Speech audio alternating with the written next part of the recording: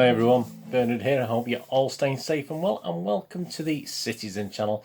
And we have a City Past feature today. We have the History Boys. Yes, we're going to go back to the season 1970-71. And some matches between Manchester City and Chelsea. Yeah, there's an old saying. People of my age, if you're my age, will probably know this. Some of you younger ones probably won't if you're watching this. But familiarity breeds contempt. A very old saying. And back in 1970-71, that could possibly be said about Chelsea as far as City and I were concerned at the time. Obviously, I was only sort of 9-10 years old at that stage, but things had gone quite well. I thought City were sort of pretty much unbeatable in certain cup competitions, but we're actually going to meet Chelsea 5 times that season. It does happen sort of more often nowadays as I'm recording this, but quite unusual in those days to meet a team five times in a season. Sadly, we only managed 1 victory out of that 5 games. So, and even that was proved to be fruitless because obviously it was a cup game. We would go out the next round. But it's joining me today as we're going to have a look at these 5 games only back in the 70-71 season. Have a little bit of a look at that season as well. A season that promised much, didn't it, for City, but ultimately would end in disappointment. And the games perhaps against Chelsea were sort of a microcosm, what we call a microcosm of the season. Of the season itself, really, and City's failings and problems that season. So we're going to have a look at that today. Please, if you're new to the channel, push that subscribe button, push the bell notification. All these little vlogs are coming out, these history vlogs, City present, quizzes, book clubs, lots of different City things. So please tell your City supporting friends about this as well if they don't know, and get them over to have a watch. I try and inform and entertain as we go along. And you'll also see things on my film and TV channel as well. So if you're any interest in that, have a look at that. Say film reviews, drama reviews, information vlogs on what's out to buy on DVD and what's on at the cinema, stuff like that. Or if you know someone who might be interested, please point them in my direction. I'll be very grateful. But this is football today. This is City, isn't it? Today we're going to have a look at it. And I do post loads of stuff on Facebook and Twitter. So if you check the links on screen and follow and friend me, I do check every 2 or 3 days and follow and friend everyone back. And any comments you can make, as I said, I do have vague memories of this season. Obviously, I was getting to an age where I could remember things. Obviously, at 9 and 10, you can remember certain things, and certain things sort of pique your memory, get your memory going. So if you any memories or comments, just please add them. I know you will, because lots of guys do it as they do these history vlogs anyway. And if you haven't got time to leave a comment today, just give us a thumbs up. That'd be great. Yeah, so here we go. Yeah, City finished. Obviously, we finished the 69-70 with a quite unique double at the time. Of course, we won the League Cup and the European Cup Winners' Cup, didn't we? Which was the first time an English club had actually won a cup double like that, a domestic and a European trophy, a major European trophy. I think there'd been a club or two had won the Fairs Cup and a cup, obviously, in England, but the Fairs Cup wasn't really a proper cup, not what they call one of the major trophies anyway. Well, they sat in the trophy cabinet, but Chelsea themselves as well had done okay, hadn't they? They'd won the FA Cup. They'd won the FA Cup the season after us. So they'd obviously got into the Cup Winners' Cup for this season alongside ourselves for winning it. And they'd actually finished a respectable 3rd in the league the previous season, the 69-70 season as well. So our very first meeting was on October the 10th, 1970. A big crowd at Stamford Bridge, 51,903. So that's not a bad crowd at all. City sat second after 10 games. We had a game in hand on the leaders, and we were 3 points behind. But we were doing quite well at that stage. Chelsea were down in 7th, but they were only 2 points behind City. The teams that day, City's team was Corrigan, Buck, Pardo, Doyle, Heslop, Oakes, Bell, Summerby, Lee, Hill and Towers. With the sub was Dave Connor, who was unused. Chelsea's team was a matter of interest: Bonetti, Mulligan, Harris, Hollins, Hinton, Webb, Weller, Hudson, Osgood, Baldwin and a guy called Houseman. Yeah, he'll be getting a few mentions. Yeah, the game would end 1-1. I mean, it was literally City's first attack that we scored. Pardo went down the left and actually pulled it back to his right, back to Alan Oakes, who you've probably seen this on YouTube.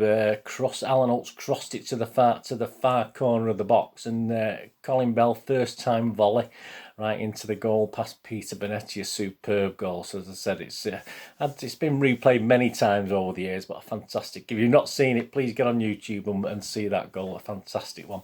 Weller scored, equalised for Chelsea in the 39th minute from an Osgood assist, but it was to end 1-1, so honours even on that one. But the next time we'll play Chelsea will be in the FA Cup. Yeah, the FA Cup 4th round.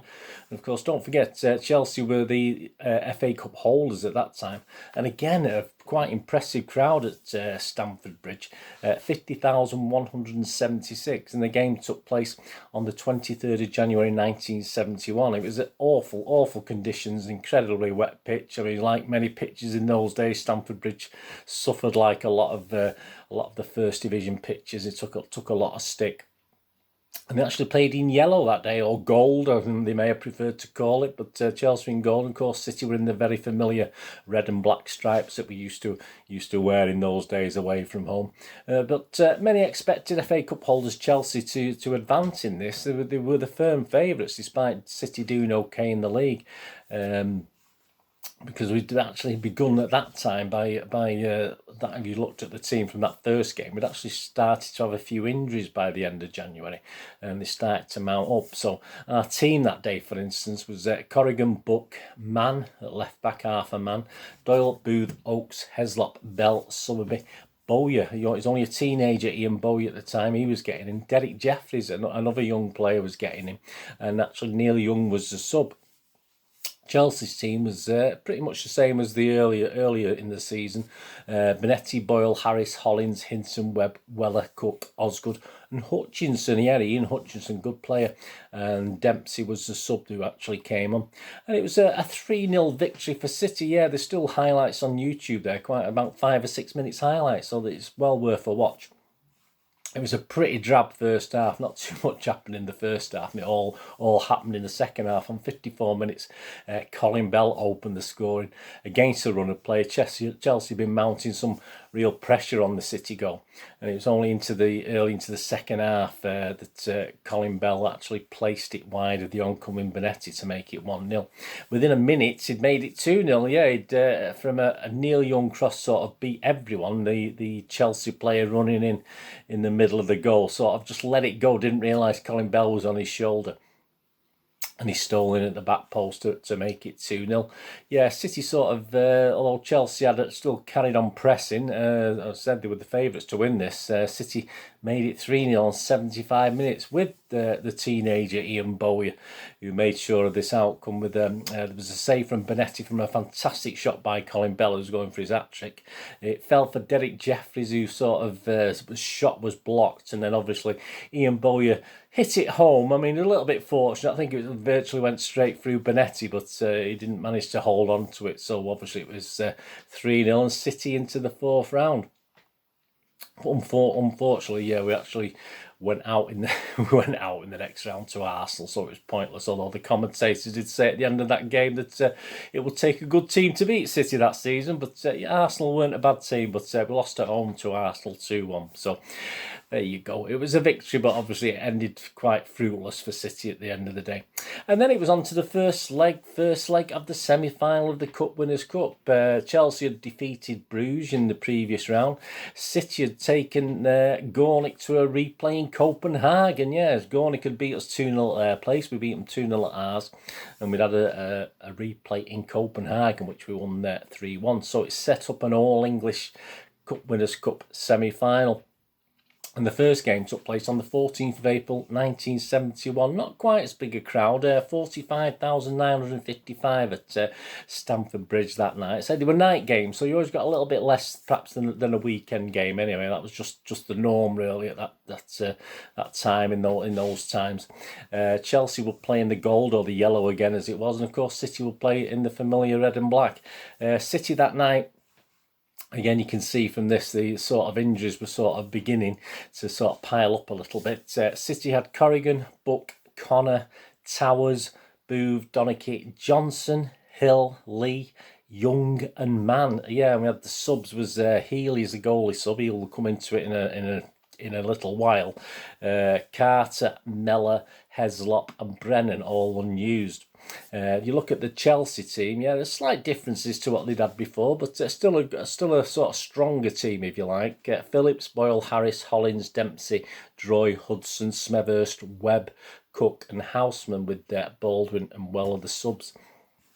And it was to be a 1-0 win for Chelsea on the night, courtesy of a goal from South African frontman Derek Smethurst. But it wasn't the greatest of games. As I said, City just couldn't sort of, with that sort of a mishmash of a team there, say injuries were taking the toll. They did struggle a little bit, and it wasn't the end of the world, but obviously a 1-0 away defeat wasn't too bad in those days. It was certainly, in Europe, you think you could take them home and actually take advantage. But I say we had work to do in the second leg, didn't we? But just 3 days after that European clash, we actually played them in a game at Main Road. So we were actually to sort of precursor to the second leg, if you like. And City had just won one of our last 15 league matches prior to this, because of this injury problem from January. We'd started to have these injuries to key players. The programme there for the game is actually interesting, because journalist Jerry Harrison, who used to write the editorial for the City programme, actually comments on the struggles and the injuries, etc. He goes on to say in this little piece in the magazine, the big injury problem is also a headache to the men who work off the field. As Francis Lee said of the injury situation, you can only get into the treatment room these days if you're going for a knife job. While things change reasonably rapid on the football front, injuries take time. And among the men with time on their hands are Colin Bell. A cartilage operation on his left knee was delayed for a short while, in the same way Alan Oakes's was. Mike Doyle in plaster for a fortnight with knee ligament trouble, travelling back from Newcastle. He was asked how his knee felt. Awful, he said, but I'll be fit for the United game. Joe Corrigan's eye has obviously cleared up since Monday, but the traces of a nasty blow he received from a boot are still there. Tommy Booth said he was appalled at the injury when he first saw it. Joe was on the ground with their hands over his eye. When he took his hands away, I could see his head just above the eye swelling out like a balloon. As I looked at it, it wasn't a pretty sight at all. Well, it wasn't a pretty sight anyway, was it? Ian Bowyer, after damaging knee ligaments last week, will be in plaster for a few more days yet. Derek Jeffries, his ankle injured in the Good Friday game against Forest, was more serious than originally thought. That swelling and discoloration is still with him, so even the guys we were bringing in, like Derek Jeffries, were picking up injuries as well. Ron Healy has had what would be a minor injury to most players, but which for a goalkeeper is serious, a dislocated little finger. So this is only about 11 days before the second leg, don't forget. And Ron Healy would play in that, but more on that in a moment. Glyn Pardoe had a fresh plaster on his right leg during the week. On Monday, he goes into hospital. The next day, he has a bone operation. In the circumstances, Glyn is reasonably cheerful, although he's got cause for grumbles. When his leg is properly mended, there'll be no harder worker than Glyn. Alan Oakes, things are going comparatively well for Alan, who began light training this week. That's very light training, involving weights to get full bend back into his right knee. One of his next objectives is to get back out on the golf course. There you go, get on the golf course before you play football, but that won't be just yet. John Gannon, there's a name. John Gannon has a leg plastered up to the knee after injuring an ankle, and Frank Carradus, again with ankle trouble, has seen plenty of the treatment table. So that was just to show the sort of problems that City were having at the time, injury-wise, etc., etc. So, we did line up on April the 17th, 1971. Not the greatest crowd, 26,120 at Maynooth that day. Francis Lee actually scored in the 80th minute, so it looked as though we'd actually get a victory, but sadly Keith Weller secured a point for Dave Sexton's Chelsea team at the time. So the game ended 1-1 there in the league match. Well, there you go, back to the Cup Winners' Cup, the next game, the final game against Chelsea this season. The hopes were still high, of course, as I said, despite the injuries, but Chelsea were playing really well, and Chelsea, they had, even though it was only been 1-0 at Stamford Bridge, they did look far superior to City in that game. City's league form, of course, that mentioned before about one draw in 15 games, had seen them slip down the league to 8th position. They'd drawn quite a few games, they've not all been defeats, so with only 2 points for a win and 1 point for a draw, it hadn't actually decimated the season, but they had slipped down to 8th. But Chelsea climbed up to 3rd again, so even though they didn't have much chance of winning the league, they were still doing quite well. So on the 28th of April 1971, a crowd of 43,663 was crammed into Main Road. I was there that night, and yeah, we played in red and black. Not very often we played at Main Road in red and black, but we had the old red and black kit on. City's team that night, and here we go, don't forget this poor guy Ron Healy. He played, he had a dislocated finger only a few days before, but he was in goal. Buck, Connor, Towers, Heslop, Jeffries, Summerby, Lee, Bowyer, Young and Johnson. Used subs were Carter and Donachie. Chelsea's team that night, Phillips again was in goal, Mulligan, Harris, Cook, Dempsey, Webb, Weller, Hudson, Smethurst, Boyle and Houseman. Of course, only a victory would do. I mean, a draw was not going to be any good like the league game. That would put us out, so we had to actually win this game, didn't we? But as I said, with that injury-ravaged squad, we didn't really manage to turn it round, and it wasn't the greatest performance by City that night. In fact, Chelsea were quite comfortable. Could have easily won this by more goals. It ended 1-0, and it was actually an own goal again by Mr. Ron Healy. Yeah, I mean, whether that finger was causing him problems, I don't know, but it was literally, you can actually see the highlights of this on YouTube as well. It was a free kick to Chelsea. There was no one near him. There was a defender, number 3 was near him, but he sort of crossed the ball in, and Ron Healy just sort of fumbled it into the goal at the Platt Lane, and I was actually sat behind that. I couldn't actually see myself, but I was near the front, so yeah, I was actually the actual shock and horror of that. Obviously, that meant it was 2-0. Obviously, Chelsea had gone 2-0 ahead, and we never sort of quite recovered after that. And it was it was a pretty stunned Platt Lane, a pretty stunned Main Road. I mean, we did hear the Chelsea fans on the highlights. You could sort of hear them cheering, but most of the crowd were quite stunned by that. And of course, that 1-0 win, we never... Ron Healy did make a great save late on. He did make a fantastic save to keep City in it, but the damage had already been done then. And as I said, we never really quite at it that game. We never really worried the goalkeeper, Phillips, at all in the Chelsea net. And of course, that booked Chelsea a spot in the Cup Winners' Cup final against Real Madrid. What a game that would have been for us if we managed to get to that. But yeah, City had relinquished the cup that we'd won almost 12 months previously, of course, in that night in Vienna, wasn't it, against Gornik, almost 12 months earlier. Chelsea would defeat Real Madrid, of course, and go on to take that as well. So they took our FA Cup the season before, and they took our Cup Winners' Cup. So there you go. And a bit, not great, was it? But perhaps we gained a bit of revenge since then. But you don't know, do you? Chelsea, of course, it was a replay. Real Madrid, they had to take them to a replay. And obviously they would lift the trophy in May, Chelsea, and again finish a decent sixth in the league that season. So it wasn't a total disaster for them, with a nice cup in the cabinet. Of course, those injuries would mean that City would end up trophyless that season. For the first time, of course, in 4 seasons. Our defence in the League Cup as well has sort of faltered in the first round. We were dumped out unbelievably by Carlisle United in the very first round of the League Cup. And in the league, we would only finish 11th. As I said, we did struggle. You can make excuses, but at the end of the day, yes, we did struggle badly with injuries that season. So after 3 successful seasons, Mercer and Allison would suffer a bit of an ordinary one. Yeah, mid-table, out of the cups. But it was Chelsea who denied us a second chance at retaining that European Cup Winners' Cup, wasn't it? But there you go. So as we said at the start of this little history vlog, there's an old saying: familiarity breeds contempt, and we certainly did have a little bit of contempt for Chelsea that season, but all credit to them. As I say, that was a major coup for Chelsea to win the Cup Winners' Cup, as it was for us the season before. Anyway, thanks for watching. Whatever you got to do the rest of the day, have a great one. Look after yourselves, look after your friends, look after your families. More importantly, let's all look after each other. So we meet here again on the Citizen channel, or perhaps have a flick across, have a look at my film and TV channel. Whatever it is, all I ever ask you is please stay safe, Blues. Come on, City. Thanks for watching. Bye for now.